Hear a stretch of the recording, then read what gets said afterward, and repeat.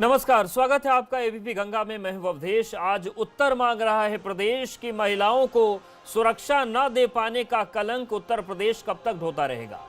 आज उत्तर मांग रहा है प्रदेश की चलती बस में जो रफ्तार है उसके बीच रेप की वारदात जो अंजाम दी जा रही है, इस पर लगाम कब लगेगी और क्या यह मान लिया जाए कि अब प्रशासनिक और पुलिसिया नकारेपन की इंतहा उत्तर प्रदेश में हो गई है। आज उत्तर मांग रहा है प्रदेश की बेटियों को बुलंदी तक पहुंचाने वाले बड़े बड़े दावों के बीच दर्द बांटने का सिलसिला बदस्तूर क्यों और कैसे जारी है। और सबसे अहम सवाल ये कि व्यवस्थाएं बदलती रहती हैं लेकिन सूबे की बेटियों की बेबसी आखिर बदलने का नाम क्यों नहीं ले रही है।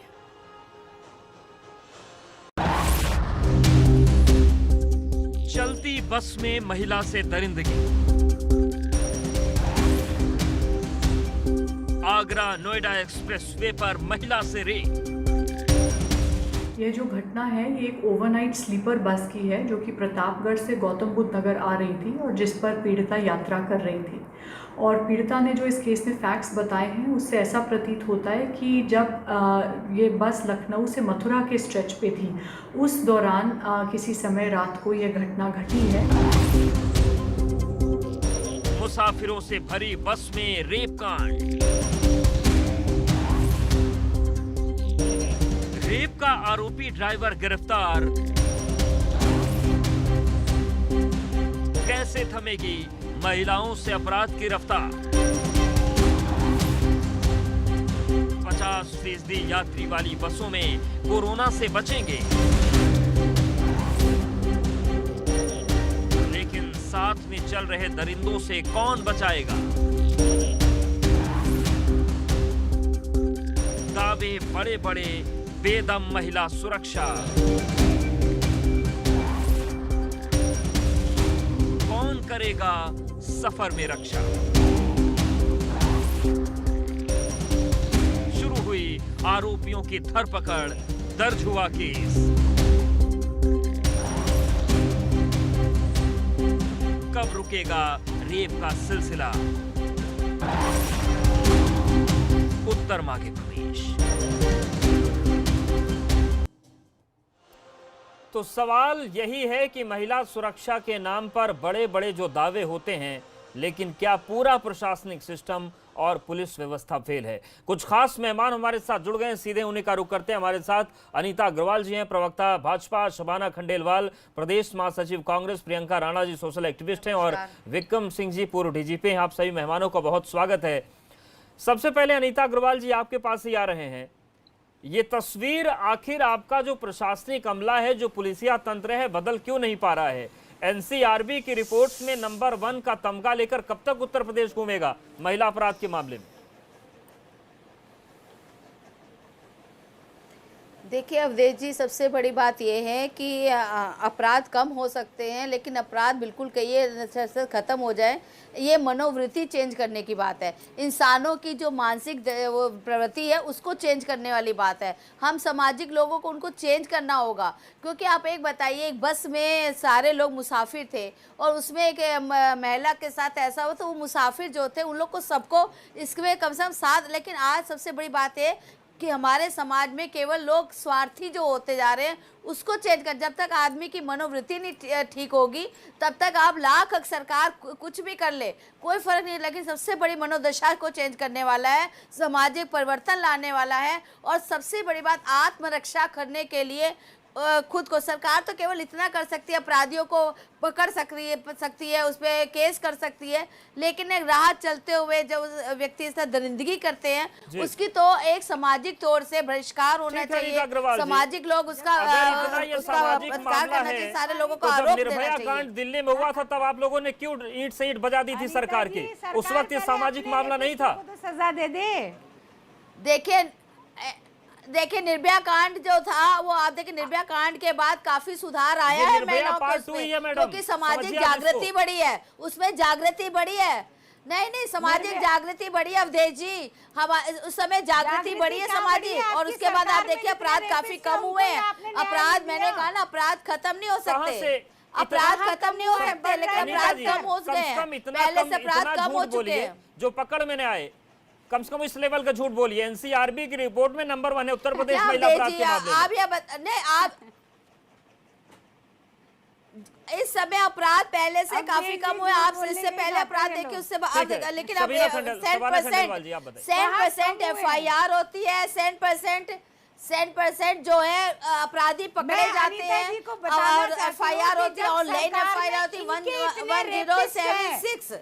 उनको आज तक सजा निर्धारित नहीं हुई, उनको जेल का रास्ता नहीं दिखाया गया, तो ये बाकी लोगों की रखवाली क्या बात कर रहे हैं खंडेलवाल जी? ये कैसे कौन है खंडेलवाल जी? पहले बताइए तो कौन है सरकार में जो अरे कौन है सजा दिलवाइए। किसको कह रही हैं आप? लंबी है, आप किसको कह रही हैं? ये जिम्मेदारी आपकी किसको सरकार कह रही की हैं है। आप? लगातार लड़कियों अरे के साथ, आप किसको कह बच्चियों रही के हैं? साथ, बताइए तो महिलाओं सही। के साथ नाम तो बोलिए।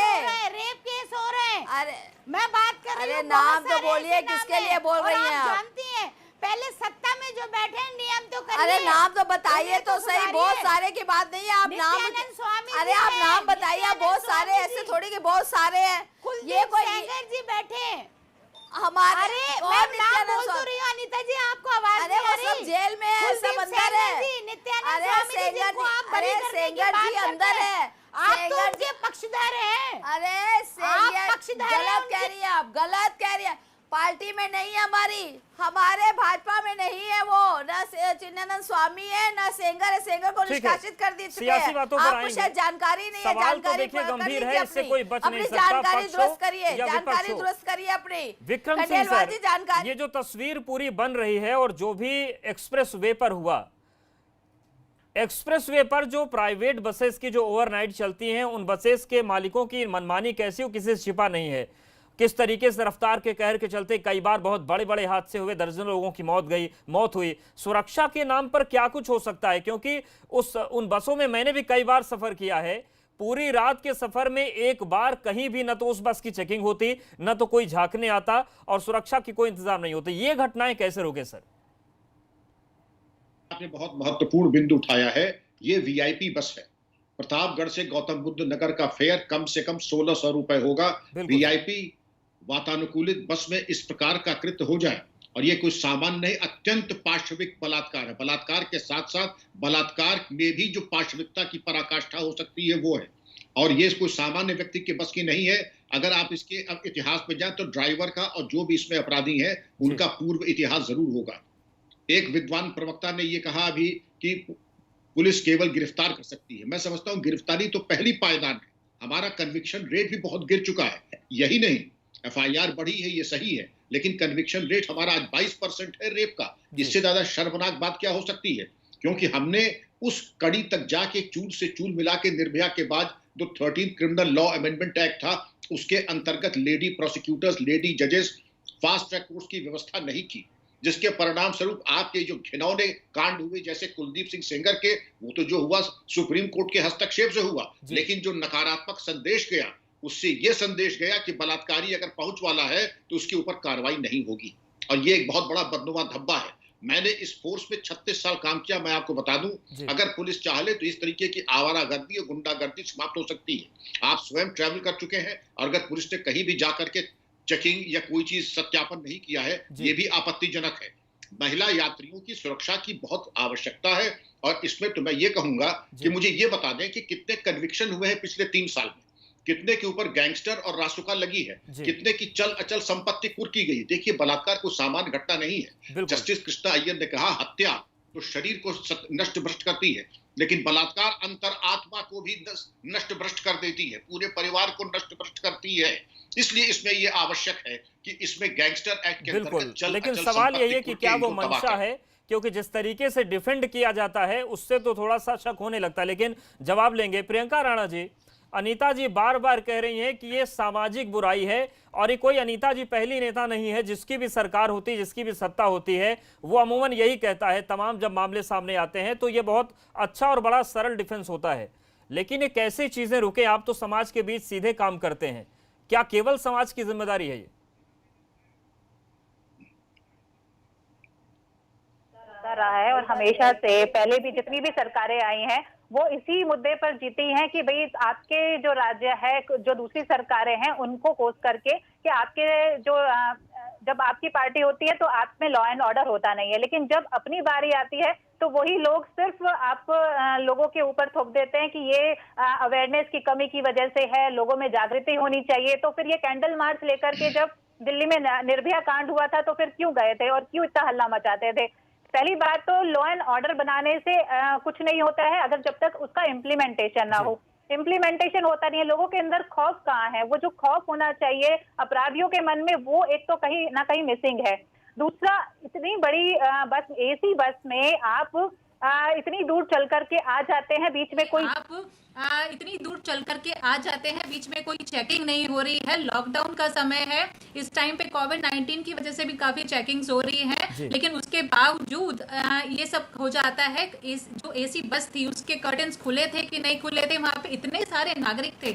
हाँ, बिल्कुल जिम्मेदारी बनती है, जो वहां पर लोग थे, वहां पे इतने जो पैसेंजर्स थे, अगर उनके सामने ये घटना होती है तो ये रोंगटे खड़े कर देने वाली बात है कि हम लोग इतने संवेदनहीन हो गए हैं कि हमारे सामने, हमारे साथ में बैठी हुई किसी महिला के साथ इतना दुर्व्यवहार हो जाता है और हम लोग सोते रहते हैं, हम लोग आवाज तक नहीं उठाते। ऐसा कैसे हो सकता है? मतलब ये भी एक चिंताजनक विषय है, इस पर बहुत गौर करने की बात है। और दूसरा, जो सरकारें हैं, यहाँ की घटना नहीं है, जिम्मेदारी लेने की बात आती है तो पल्ला झाड़ देते हैं। महिलाओं के साथ नरसंहार किया गया है, वहां पर उनकी छातियां फाड़ दी गई हैं। आप देखिए प्रतापगढ़ में जाकर, मैं उसकी डिटेल दूंगी चैनल को, क्या किया है। उनकी छातियां फाड़ दी हैं, इस तरह से किया गया है। क्या प्रशासन ने सजा दी? तो आप लोग दूसरे की डिटेल देते रहेंगे, आपके राज्य में जो हो रहा है आप उसको भी तो देखिए ना। ये जो आप बलात्कार का विषय है उसको आप इतना छोटा मान रहे हैं। एक महिला के साथ बलात्कार हो जाता है, अभी आगरा में भी, आगरा की भी घटना है, आपके मंत्री द्वारा दबाई गई है। एक महिला होने के नाते थोड़ा सा संवेदनशील को दबाया गया। ठीक है अनीता जी, सवाल यही, जैसा कि विक्रम सिंह जी ने जो बात पूछी बड़ी महत्वपूर्ण है। अभी हम किस आप ये जरूर आप लोग ये कह देते हैं कि एफआईआर सारी दर्ज हो रही हैं, लेकिन मामला तो कन्विक्शन रेट पर है। अगर 22% का कन्विक्शन रेट है, इसका मतलब है कि एफआईआर दर्ज होती है या तो चार्जशीट दाखिल नहीं हो पाती टाइम से, एफआईआर दर्ज करने के बाद गला घोट दिया जाता है इन्वेस्टिगेशन का और बाद आगे गंभीरता नहीं होती। नहीं अवधेश जी, ऐसा कुछ नहीं है, पूरी उसमें जांच होती है। अभी देखिए निर्भया कांड में जब फांसी हुई है, लोग कितने खुश हुए कि कम से कम लोगों में एक भय आएगा। अब ये जो कम से कम फांसी की सजा, और हमारे यहाँ जो फास्ट ट्रैक कोर्ट बना दी गई हैं, इसीलिए कोर्ट उस समय बनाई गई फांसी ताकि इसका जल्दी निर्णय हो। सरकार पूरी तरीके से संवेदनशील है, लेकिन ये बात सही है। फास्ट ट्रैक में 7 साल आपको लग जाते हैं। अनीता जी, एक चीज मैं आपको याद दिला दूं, बदायूं में जब 2 सगी बहनों को पेड़ पर लटका दिया गया था रेप करके, तब आप लोगों ने बड़ी राजनीति की थी और आप इस मामले पर डिफेंड कर रही हैं।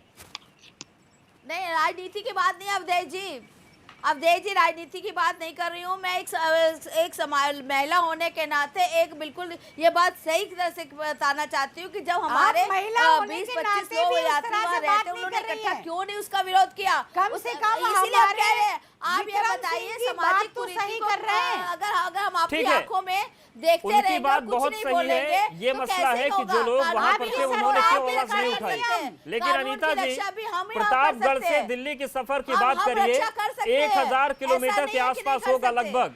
1000 किलोमीटर के सफर में एक बार भी पुलिस नहीं आती वहां पर जांच करने, आरटीओ वहां पर नहीं आता जांच करने, चारों तरफ से पर्दे से पैक होती लग्जरी बस। उस 1000 किलोमीटर के दौर में क्या कोई जिम्मेदारी निभाएगा या भगवान भरोसे सब कुछ? आप फोन मिलाते हैं, पुलिस नहीं आती है, 112 नंबर डायल करते हैं। एक्सप्रेस वे जो होते हैं, एक्सप्रेस वे में पूरी तरीके से सुरक्षा है, ऐसी बात नहीं है। नहीं, हर मौके पे जगह जगह छावनी भी बनी है, पुलिस चौकी बनी, सब कुछ है। एक्सप्रेस सबसे सुरक्षा तो दिखाई दे रही है ना। आप ये बताइए, आप सवाल ये है महिला का सिर्फ बलात्कार हो जाता है, जो स्थिति बन रही है, जब आप सत्ता में थे तो वो सवाल उठाते थे, अब वो सत्ता में तो आप सवाल उठा रहे थे। आगे की राह क्या है? बस के अंदर ऐसी घटना घट जाए और कोई व्यक्ति ना बोले, बड़ी शर्मनाक बात है। आप आंकड़ा निकाल लीजिए, आपको खुद मालूम पड़ जाएगा। मैं प्रतापगढ़ की घटना की बात कर रही हूँ, जहाँ महिलाओं के साथ उतना बुरा हुआ कि उनकी छातियां फाड़ दी गई। ठीक है, प्रियंका गांधी ने ट्वीट किया क्या? छीन के मार दिया गया। प्रियंका जी ने ट्वीट किया क्या? मैं जेवर की घटना की बात, शबाना जी, बिल्कुल प्रियंका जी तो हर मुद्दे पे करिए। प्रियंका जी से तो ये परेशान है। इस घटना पे ट्वीट क्यों नहीं आया? कम से कम ट्वीट हो रहा है, दिल्ली से तो ट्वीट तो हो, आप ट्वीट भी तो करते हैं, सड़क पर तो कोई दिखता नहीं है। प्रियंका जी कर रही हैं लगातार ट्वीट कर रही हूँ, सड़कों पे भी। सड़कों पे जाने का मतलब आप हमें जेल भेज देते हो। अरे सड़कों पे अगर हम जागृति पैदा करिए ना, कर रहे हैं लॉकडाउन का, विक्रम सिंह सर, ये स्थिति है कि विपक्ष को जेल जाने से डर लग रहा है। 1000 किलोमीटर के हाईवे में कोई वहां पर जाता नहीं, और सत्ता पक्ष की दलील ये है कि जब इतने सारे लोग बैठे हैं, इतना बड़ा समाज है, वही नहीं संभाल पा रहा तो पुलिस क्या करे। अब बताइए क्या पूछे इनसे सवाल। अवधेश जी, मैं तो स्वयं स्तब्ध हूँ कि हमारी 3 विद्वान पैन से तीनों ये बात महिलाएं नहीं, हैं। पुलिस क्या करे, पुलिस अपना काम कर रही है, ये बात बिल्कुल नहीं कि पुलिस ना करे, लेकिन हम एक सामाजिक कुरीति भी बता रहे हैं,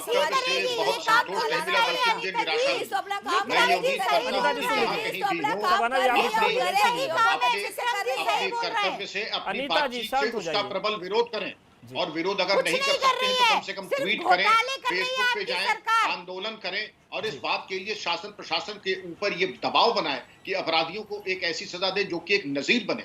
अगर हमने एक रेप, चाहे एक रेप हो, अगर हम एक रेप बलात्कार के प्रति अगर इस तरीके का ढुलमुल रवैया अपनाते हैं, मान के चलिए कि वो एक दावतनामा है 10 रेप और कराने का।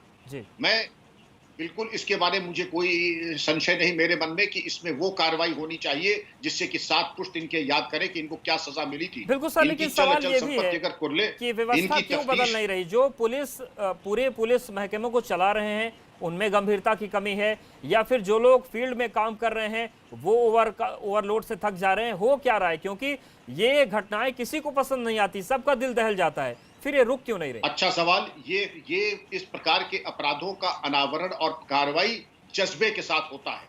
अगर हमारे अंदर जज्बा, हमारे एक कहावत थी, ऐसे प्रकरण में पुलिसकर्मी को आधा कसाई और आधा इंसान होना चाहिए, और इस मौके बिल्कुल कोई मुरव्वत या माफी का खाना नहीं, बल्कि जो भी उनके कोई बचाव में अगर आता है तो चट्टान की तरह खड़े होकर के उनको नेस्तनाबूद कर दें।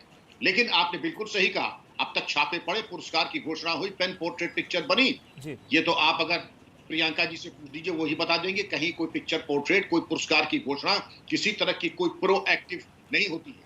जो हंटर की चोट पुलिस की होनी चाहिए वो मुझे दिखाई नहीं पड़ रही है। मैं इस पुलिस बल से जुड़ा हुआ हूं, मुझे बहुत ज्यादा आशा है अपने पुलिस बल से कि कम से कम हंटर की चोट न सिर्फ सुनाई पड़े बल्कि दिखाई भी पड़े। ठीक है प्रियंका राणा जी, सवाल एक ये भी है कि जब बसेस चलाने का फैसला होगा तो ये कहा गया, शबाना जी आते हैं, बस चलाने का फैसला हुआ तो कहा गया कि 50% क्षमता के साथ यात्रा होगी। तो जब 50% क्षमता के साथ यात्रा होनी है तो वहां पर क्या सुरक्षा के इंतजाम तो होने चाहिए थे? क्या वो दिखे आप लोगों को? आप लोग तो करीब से नजर रखते हैं चीजों पर। जी बिल्कुल, देखिए मैं पहले से ही बोल रही हूँ, आप सिर्फ कानून बना देते हैं लेकिन उनका इम्प्लीमेंटेशन होता है कि नहीं होता है इसका कोई किसी को फर्क नहीं पड़ता है। और यही एक एग्जाम्पल है कि किस तरह से दरिंदगी हो रही है लोगों के साथ, एक महिला के साथ चलती बस में, और वो भी एसी बस में, और वो भी आप इतनी जब सिक्योरिटी है, जब आप ये दावे कर रहे हैं। योगी जी बोलते थे कि हमारे अगर आपको उत्तर प्रदेश में रहना है तो सारे अपराधी अब भाग जाएंगे हमसे डर करके, और यहाँ पे सब अपराध मुक्त राज्य बनाया जाएगा। उसके बाद महिलाओं के साथ हम सशक्तिकरण की बात करते हैं, आपको शायद मालूम होगा अपराध में काफी कमी आई है, अपराधी लोग काफी इंसिडेंट सामने आते जाते हैं। और उसके बाद आप उत्तर प्रदेश में जब आपको बोलने का टाइम आता है तो आप कहते हैं अवेयरनेस नहीं है, जब तक जागरूकता नहीं आएगी, मैं कहती हूँ अवेयरनेस आनी चाहिए, लेकिन अवेयरनेस जब तक नहीं आएगी तो किसकी जिम्मेदारी है? किसकी जिम्मेदारी है महिलाओं की सुरक्षा की? क्या ये पुलिस प्रशासन की जिम्मेदारी नहीं है कि महिला सुरक्षित रहे, रात को किसी भी वक्त अपने घर से निकल के बेखौफ कहीं भी आ जा सके? आज महिला हर फील्ड में आगे है, हर जगह नौकरी कर रही है, उसको रात को भी जाना पड़ता है, रात को किसी भी टाइम उसको अपने घर को चलाने के लिए, कंधे से कंधा मिलाने के लिए उसको घर से निकलना पड़ेगा। तो क्या आप लोग जिम्मेदारी लेते हैं? क्या आपके नेताओं के बच्चे रात को 12 या 1 बजे निकल करके सुरक्षित महसूस करते हैं? अगर आप नहीं करते हैं तो कम से कम सड़कों पे निकलिए, और अगर एहसास नहीं होता है इन बातों का तो कम से कम आप लोगों को बाहर निकल के सर्वे करना चाहिए और किस तरह से महिला महसूस किस तरह को इतने साल हो गए उसके बावजूद बस में रेप हो रहा है। बड़े बड़े दावों की हवा निकल रही है, और इसका जिम्मेदार कौन है? यही हमारा आज का सवाल है। यहाँ पर वक्त बहुत छोटे से ब्रेक का है, फौरन हाजिर होते हैं, इन सवालों का जवाब लेंगे।